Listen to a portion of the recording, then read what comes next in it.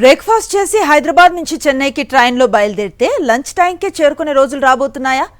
దేశంలో bullet train ప్రాజెక్టులు వేగం పుంజుకుంటున్న వేళ హైదరాబాద్ను కీలక హైస్పీడ్ రైల్ హబ్గా మార్చే ప్లాన్పై చర్చ జోరందుకుంది.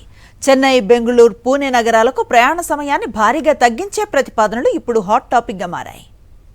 Hyderabad Chennai bullet train corridor పూర్తయితే ప్రస్తుతం 12 గంటలకు పైగా పడుతున్న ప్రయాణం కేవలం 2 గంటల 55 నిమిషాల్లో పూర్తయ్యే అవకాశం ఉంది.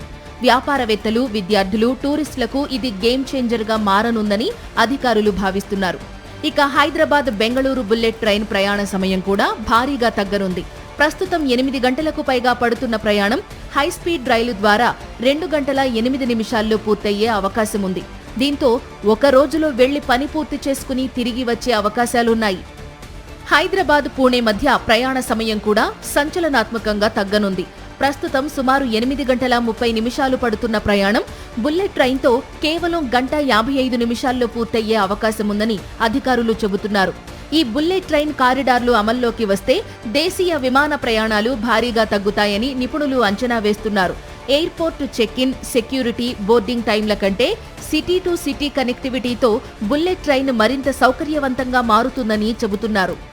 దేశవ్యాప్తంగా బుల్లెట్ ట్రైన్ మౌలిక వసతుల విస్తరణ కోసం కేంద్రం దాదాపు 16 లక్షల కోట్ల పెట్టుబడులు పెట్టే యోచనలో ఉందని సమాచారం. భూసేకరణ ప్రక్రియ త్వరలో ప్రారంభమైతే దశల వారీగా ప్రాజెక్టులు అమలు కానున్నట్లు తెలుస్తోంది. అయితే ఇవన్నీ ప్రస్తుతం ప్రణాళిక దశలోనే ఉన్నాయని అధికారులు స్పష్టం చేస్తున్నారు.